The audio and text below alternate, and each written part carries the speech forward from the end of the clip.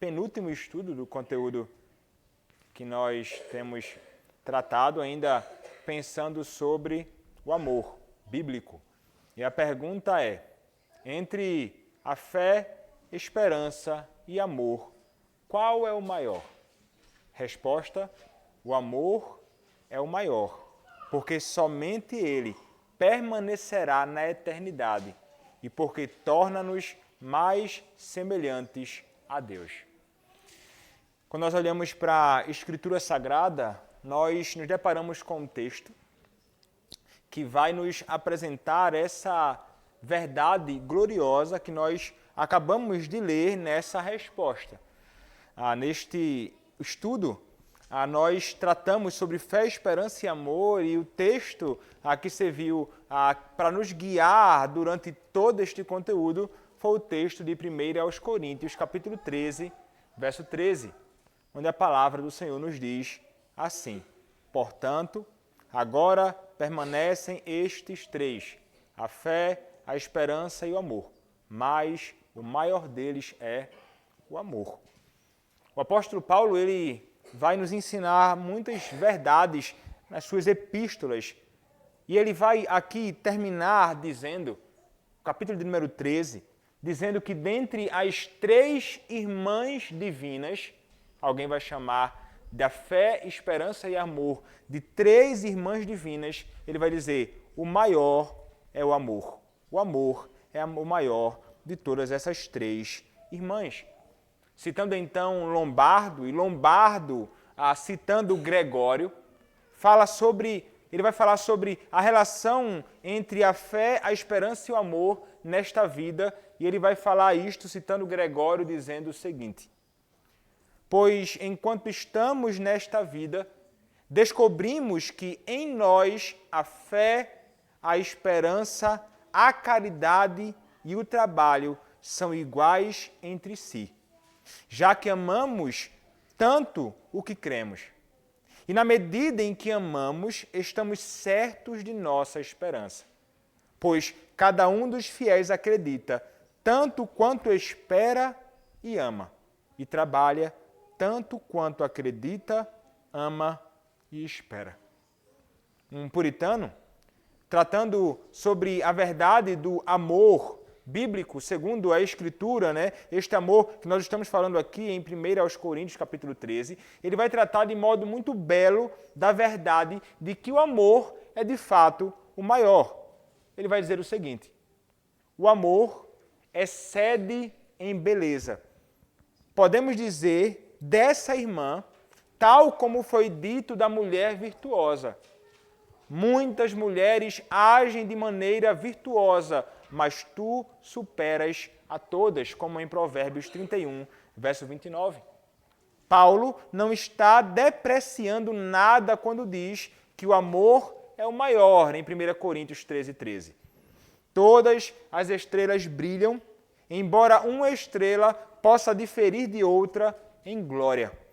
Podemos falar das graças, como é dito dos chefes dos filhos de Gade, na Escritura, quando a palavra nos diz que o menor valia por 100 homens e o maior por 1000. Ou como a canção sobre Saul e Davi, em 1 Samuel 18, verso 7, que vai dizer, Saul feriu milhares, mas Davi 10 milhares. A fé é excelente, assim também é a esperança. Todavia, o maior destes é o amor.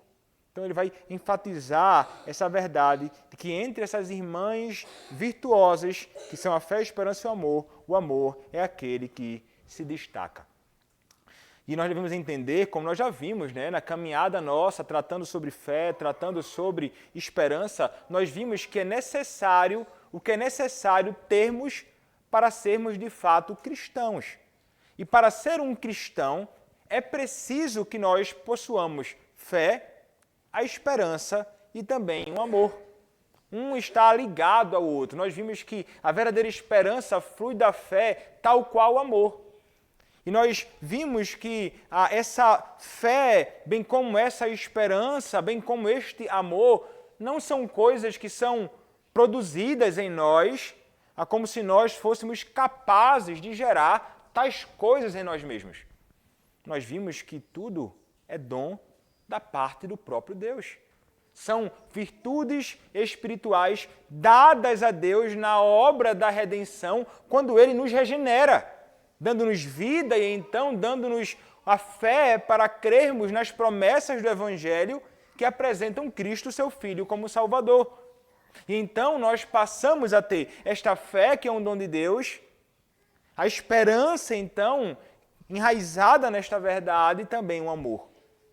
Então, carecer de um deles, da fé, ou carecer da esperança, ou carecer do amor, é carecer de todos. E ter um é ter todos. Se nós temos a fé, temos necessariamente a esperança e temos necessariamente o amor. Todos dependem uns dos outros. Nós cremos no amor de Deus, nós esperamos no amor de Deus e amamos pelo próprio amor do nosso Senhor. Mas note, mencionei há pouco, o amor é de fato maior. E por que razão? Então o autor vai dizer, ele vai dizer assim, porque seus limites se estendem para além dos limites da fé e da esperança. Os limites do amor extrapolam, vão além dos limites da fé e da esperança. Ele então acrescenta, os limites do amor estendem-se para a eternidade. Ele vai dizer mais, argumentando, a fé, ela recebe Cristo, ela tem Cristo como objeto e recebe Cristo todo, um Cristo completo. Mas, no que isso implica? Isso implica no fato, irmãos, de que estamos no momento da nossa fé, quando nós cremos em Cristo, em possessão de tudo aquilo que eventualmente nós herdaremos. Mas isso já nos é garantido na posse da fé. A esperança, então, que nós temos, ela espera em quê? Ela espera que as promessas de Deus reveladas na sua Escritura para o seu povo sejam cumpridas. E essa esperança, ela não é morta, ela é uma esperança certa. E esperamos em ardente expectativa pelo cumprimento de tais promessas. No entanto, nós sabemos, a fé e a esperança em algum momento terão fim. E quando terão fim? Quando não mais andarmos por fé, e sim chegarmos a contemplarmos por vista, de fato, diante dos nossos próprios olhos. Aguardamos coisas e vivemos então por fé, não por vista, mas algum dia então nós contemplaremos de fato as promessas de Deus sendo expressas, cumpridas, cabal e completamente no grande e glorioso dia do nosso Deus, quando estaremos com Ele para todo sempre na eternidade. Já não haverá mais necessidade de fé, já não haverá mais necessidade de esperança no estado eterno. Desfrutaremos de uma fé absoluta e então não viveremos mais por fé, nós contemplaremos aquilo que nós aguardamos também e a esperança então nossa é saciada. Chegaremos então a outra margem do rio. Mas nós teremos o quê? Na glória e no estado eterno, nós teremos o amor. Ele vai argumentar que na glória amaremos eternamente. E amaremos o Pai, o Filho e o Espírito Santo. Os amaremos por suas obras distintas para conosco e em nós. Os amaremos por aquilo que eles continuamente revelarão a nós. No céu, nós também amaremos nossos irmãos em Cristo de um modo completo e perfeito. O céu, então, é um mundo de amor onde reina a justiça e onde reinará também o amor absolutamente. E nós desfrutaremos disto. No sermão baseado em 1 aos Coríntios, capítulo 13, versos 8 até o verso número 10, Jonathan Edwards, ele vai refletir não somente sobre 1 aos Coríntios, mas ele vai refletir também, numa ocasião, sobre o que diz 1 João, capítulo 4, verso 8. E ele vai sublinhar com detalhes como o céu é um mundo de amor. Eu vou ler aqui, eu estou lendo esse livro de Jonathan Edwards, mas esse sermão aqui eu ainda não cheguei nesse sermão dele. O autor do livro aqui, ele vai citar e o trecho é o seguinte. O apóstolo nos diz que Deus é amor, 1 João capítulo 4, verso 8. E, portanto, tendo em vista que ele é um ser infinito, segue-se que é uma fonte infinita de amor. Visto que é um ser absolutamente suficiente, segue-se que ele é uma fonte cheia e transbordante e inesgotável de amor. Visto que ele é um ser imutável e eterno, ele é uma fonte imutável e eterna de amor. Ali mesmo no céu habita esse Deus, de quem procede toda a corrente de amor santo.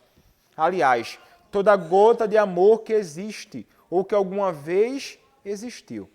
Ali habita Deus Pai e também o Filho, que estão unidos em amor mútuo, infinitamente estimado e incompreensível.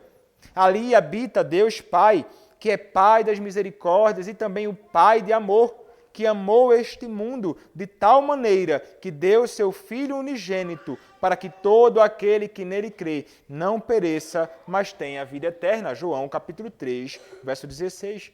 Ali habita Jesus Cristo, o Cordeiro de Deus, o príncipe da paz e do amor, que amou o mundo de tal maneira que derramou o seu sangue e entregou sua alma à morte por ele, o mundo.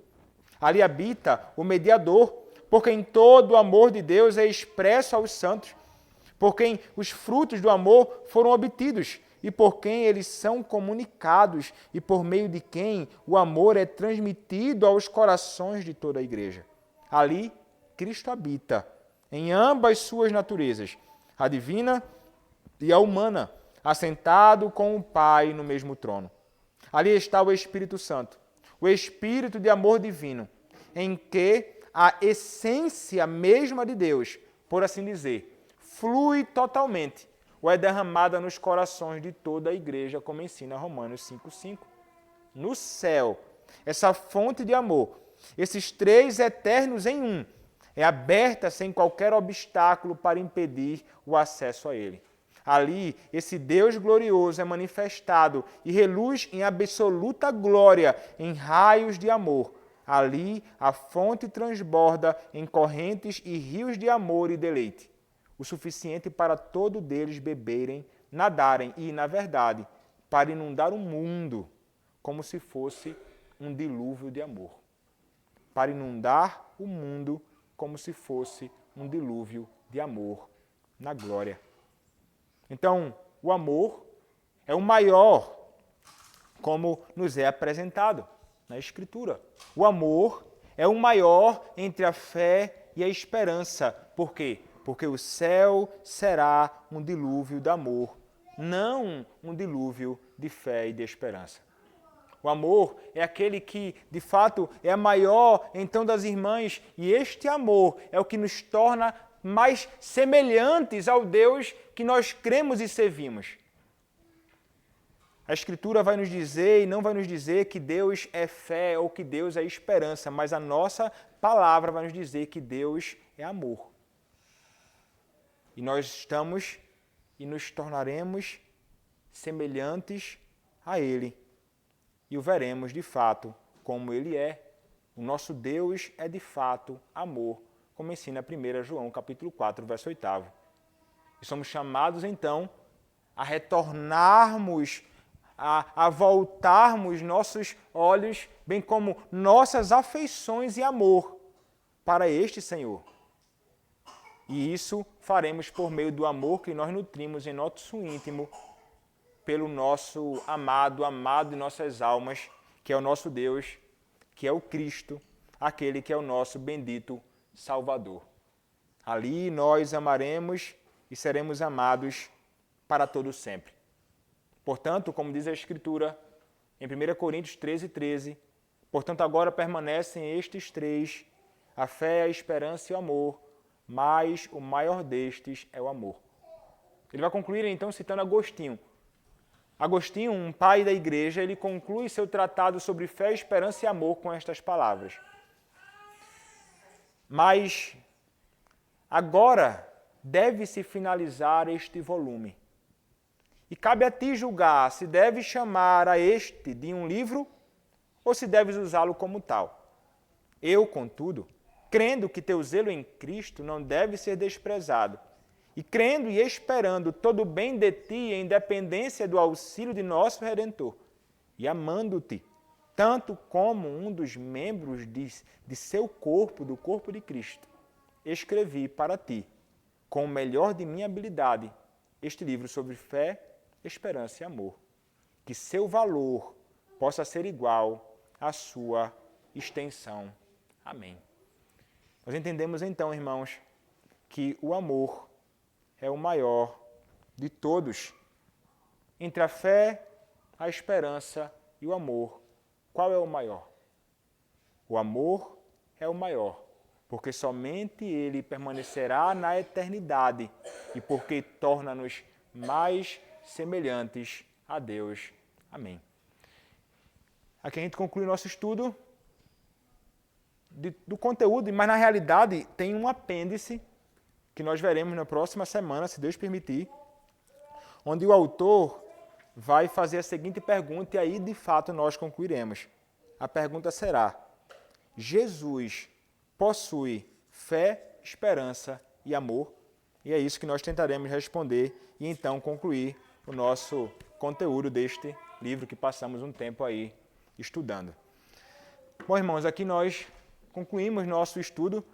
O que ele fala muito nesse conteúdo aqui é bem parecido, né, com o que a gente encontra também no livro A Caridade e Seus Frutos. Eu acho que é o título que deram para o livro do Jonathan Edwards, publicado pela editora Fiel, que são um compilado de sermões de Jonathan Edwards baseado em 1 Coríntios capítulo 13. Que na tradução dele lá é traduzido fé, esperança e caridade, ele vai dizer, mas a tradução mais precisa seria amor. E trata-se então de uma virtude que só pode ser encontrada naqueles que verdadeiramente foram alcançados por Cristo. Tem sido uma leitura proveitosa, aí vale muito a pena ouvir e ler esses irmãos do passado que escreveram obras tão proveitosas. Eu acho que foi Dona Mark quem me deu esse livro há um tempo. Um bom presente. Bom,